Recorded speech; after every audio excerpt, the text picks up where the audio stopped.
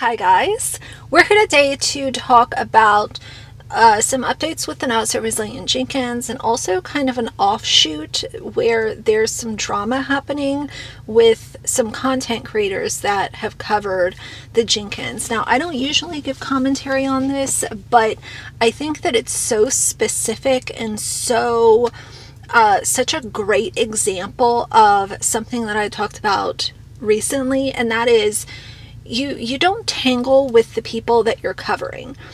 And so since it's a really weird parallel, I figured I'll just give my thoughts kind of surface level, nothing too crazy, because it really is like, why as content creators are we trying to get so overly involved in the topics that we're covering? Either you can get overly involved and choose to not make content about it because then that turns you into a biased party in the situation, or you can choose to just respond to what's out there publicly and you don't talk to these people, you don't put your nose where it doesn't belong. So it's like one or the other. So we're going to talk about Rights and Wrights. As of right now, she has 15.4 thousand followers on TikTok, which to my knowledge is her main platform. And she was somebody who just several weeks ago was sending Steph DMs talking about she's a strong, capable mama. A strong, capable mama. As of a few weeks ago,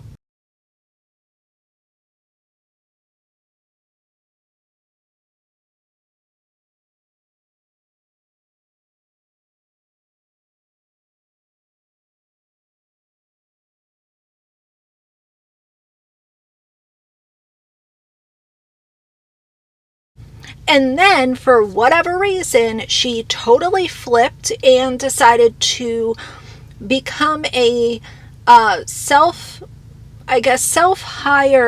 advocate for Drew's baby mama in the court situation. Now, I've said before, I'm not here to cover that court case. I'm not giving commentary on the things that are going on in the courtroom. But she was one of those people who was not asked, was not hired, was not solicited for her advice or anything. She decided to put herself in the seat of an advocate. I think, in my very personal opinion, I think the reason she put herself in the seat of this advocate role was because she saw that she could create a whole lot of content and get a lot of views off of being on this side and having this exclusive information versus being somebody that was supporting the Jenkins. Because obviously you're not going to be getting very far if you're over here telling Steph Jenkins that she's a strong, capable mama. Now, keep in mind, I haven't been following this closely. I've just kind of gathered my very surface level thoughts on this. I also saw that she was talking down about how Drew's baby mama was utilizing the GoFundMe money.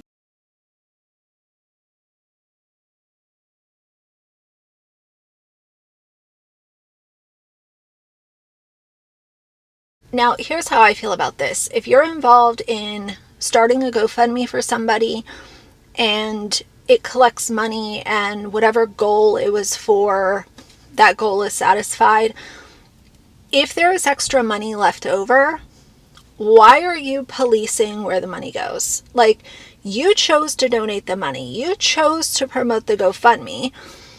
But now you're sitting here kind of making yourself this, almighty dollar police and talking down about the person that you were supposed to be an advocate for. It's very confusing. Now, she is also somebody who, oddly enough, has made claims that somebody named Jenna is like stalking and harassing her. And she got an RO against this person, but then also created a GoFundMe to bait and basically try to get her stalker upset so that this person would react and it would basically be free entertainment.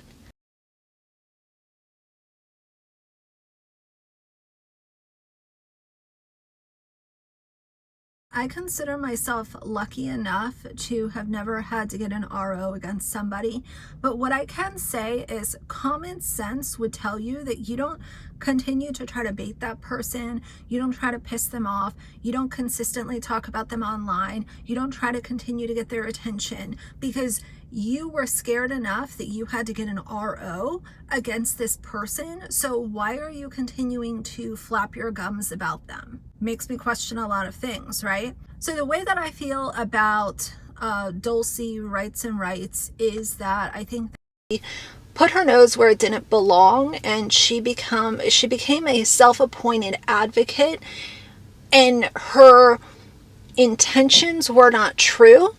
And I think that she's utilized this for content. I think that she's utilized it so that she could be an exclusive source of things being reported on from the courtroom directly to TikTok. And I think that she gives me real weirdo vibes. So either way, I also want to talk about Steph. Steph is over here continuing to show a child online that she has been told repeatedly to stop showing. She posted this on Facebook and quickly deleted it. I made the decision to get a sprinkler for the kiddos with my own funds, not GoFundMe. Girl, a sprinkler is like $10. Shut up. This summer was supposed to look so much different, but we are doing what we can to make memories and stay cool. You are not doing what you can. Nobody cares about a little $10 sprinkler and where the money came from. We are talking about two lazy grifters that every single day say, we're trying to do better. You didn't even pay for your storage unit so your kids could hold on to their toys. Losers. Then she continues and says, as most of you know, we have one vehicle and Drew has that most days for work. I try to take the time he's home to get the kids out and about, but timing isn't always ideal. Take public transportation. If you really wanted your kids to get out and experience things, there are millions of parents out there that do not have a vehicle at all, or they only have one and it's tricky. They figure it out. They take public transit. They walk to places. It's always someone else's fault. It's never her fault. Especially with my youngest being under a year and still nursing, my trips out of the quote-unquote home are limited. Yes, I can handle all of my kids perfectly well on my own and in public too. Do you expect like a cookie for that? Because being able to handle your kids that you chose to have is not something that you get like a gold star for. But currently the kids are more comfortable with intermittent sun exposure, and that's easier at home, quote unquote. And then of course, sprinkler time multiple times a day to cool off and get wiggles out. Like I said, she deleted that post quickly after.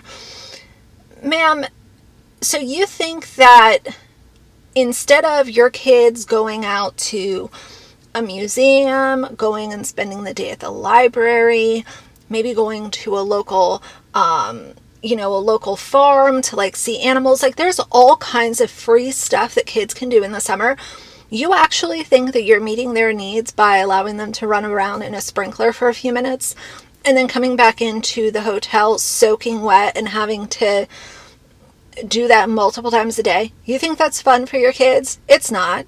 It's not. And this is not something you should have even posted. You deleted it because people were calling you out in the comments. Take public transit. You're making money on social media. Get an Uber to take you guys places. Figure it out. The last thing I want to talk about is that Drew's side piece ended up going live a few days ago. And she said a bunch of stuff. Of course, I'll include it for context. But she says that basically Steph and Drew talk down to the kids all the time. Remember when Steph was saying, who's doing that clicking? She said that that's basically a common occurrence. She says that neither of them help the toddler cope with his emotions. He's just kind of like doing it on his own. Steph is in total control. She doesn't want Drew working. She confirmed that Drew does not like fat girls because evidently there was a girl before her and Drew said that she was fat and ugly, so he stopped talking to her. I mean,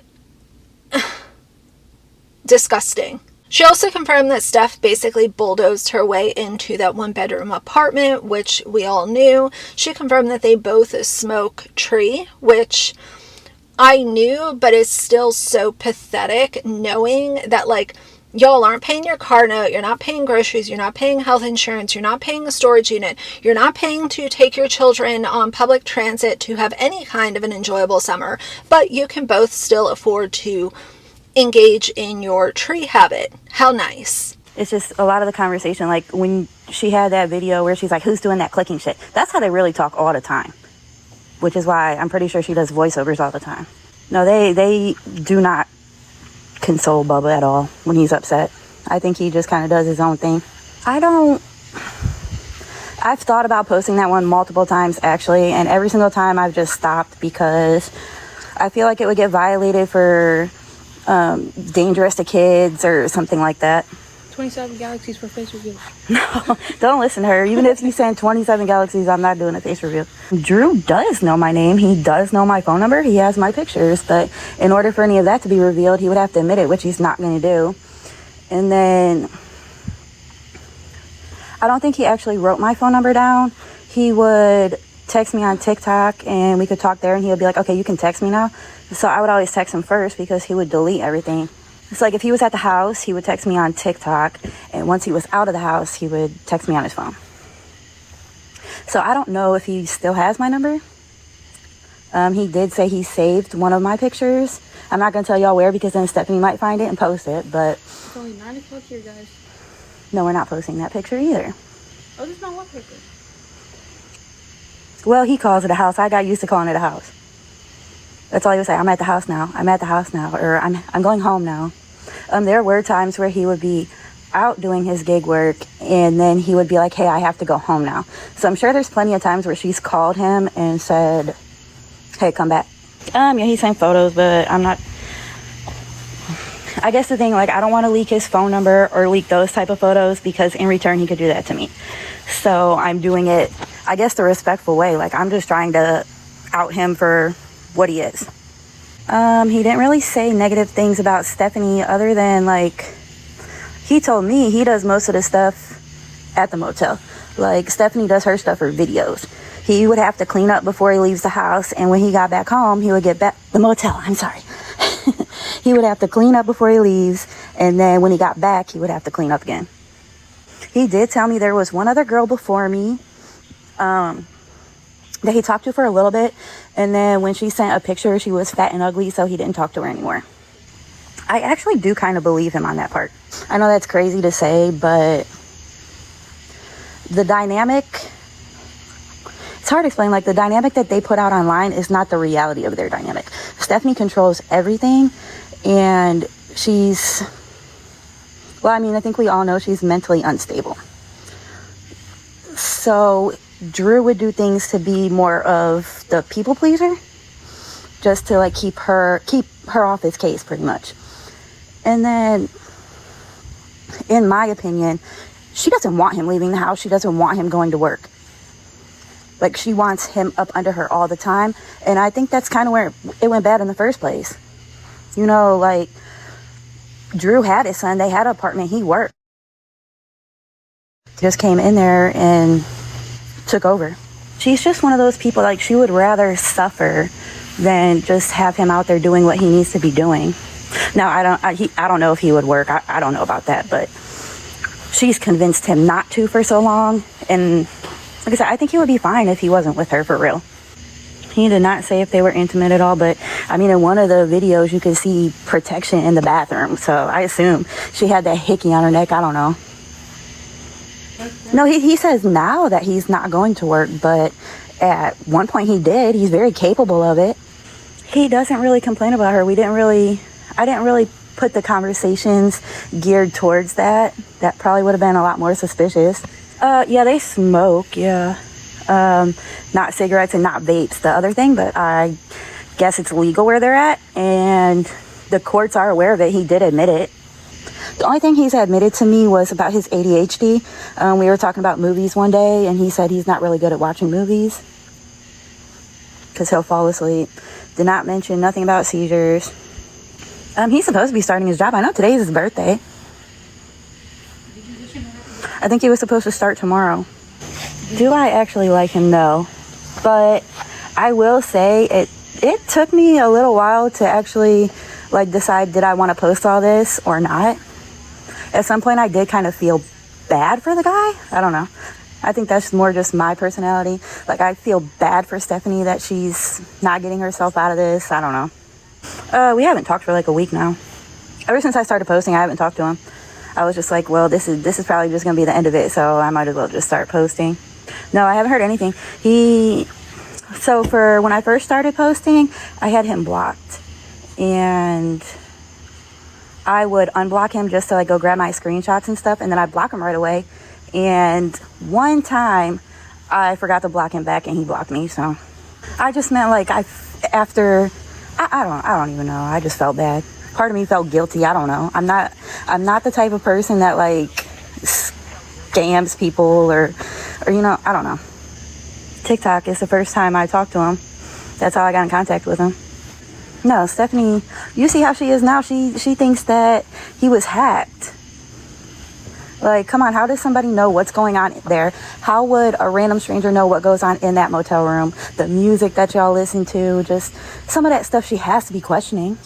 Like, how many people really know that Drew likes feet? Come on now. I'm sure he sees my videos. I'm not sure. I thought you got blocked. I don't know. I kind of imagine that she's just there like, oh my God, Drew, look at this. Look at this. What is this? But at the same time, she doesn't really believe it. So she thinks that I'm Desiree and Arlita and Rights and Rights and Jenna. No, not Jenna. It wasn't hard to like hook him. It was just like casual conversation, and it was just like he wanted to see me, so. Steph also posted a video where she firmly denied working because she refuses to pay a daycare to take care of her kids. What she and a lot of the Jenkins supporters don't gather, or they don't want to gather, is that nobody is saying that these kids have to be shipped off to daycare. She works, then Drew works. She works, then Drew works. 2 forms of income, and that doesn't equate to the kids being in daycare all day, every day. But it would get them out of the shelter, but the shelter is free, which we know now why they don't want to better themselves, because they have free rent right now. Free rent, free groceries, don't have to pay the car note, hope that it doesn't get repoed. What a show. The other thing that she said in that video that made my jaw hit the floor is that she says that their baby might be their last baby. Might be their last baby? Are you fucking kidding me? Might be their last baby? You can't even get out of the free shelter to give these children anything. And you keep calling the boy your son. That is not your son. And the judge has asked you multiple times, stop posting this kid on social media. You're defying judge's orders. You're trying to call yourself his mother. You are, in my opinion, you're not even a mother to the other children. All you are is a lazy grifter. That's what a typical morning is looking like for this mom of 5 living in a motel with 5 kiddos. And of course, my man as well. So it's actually currently midnight 30, and I'm just getting a chance to do this voiceover. I'm pretty freaking tired, and I'm sure you can hear it in my voice. So my man just started a night job, as well as he's been working gig work for quite some time now, and it's been an adjustment for the kids. They're not used to him being gone so often, especially bedtime routine. They're used to dad being here. Our toddler especially relies on dad being right next to him when he goes to bed. Hence why I'm just finally getting to this voiceover, because I just finally got Bubba's to sleep. So with Drew being gone more often, I've been trying the best to get the content that I can. But I mentioned this before, the kids always come first for me. And I like to be super interactive and involved with my kiddos. And oftentimes that means I'm not setting up a camera beforehand. As you can imagine, it's been quite the challenge trying to keep all these kiddos busy with this heat and being in a motel. So yeah, I've been pretty busy.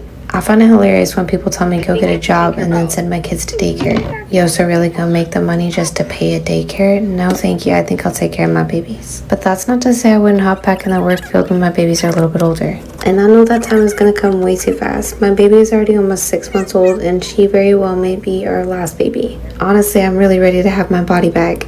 But more importantly for me, it's about how much quality time I can give to each one of my kiddos, how much time I get to spend making sure each one of their needs is met each day, the relationship I can develop with each kid, and making sure I know each one of them individually for themselves. I appreciate y'all watching. Bye-bye now. So anyway, I might make a part 2, but I didn't want to get too much into the weeds with this rights and rights thing. I just think that the lady's weird. But yeah, you know, in my opinion, content creators should not be inserting themselves into situations where it's like, okay, I want to make tea and gossip content about this, but I also want to be taken as like a serious role, and oh, I'm an advocate and I'm doing this out of the kindness of my heart, even though a few weeks ago I was propping up Steph as a good mama. It's just, people are so fraudulent on social media. So many of them are so fraudulent, and eventually it all comes out. But tell me what y'all know about everything and how you feel about this. But yeah, for now, if you like the video, please leave a like and a comment. And if you'd like to see more from me in the future, please subscribe. I'll see you guys soon. Bye.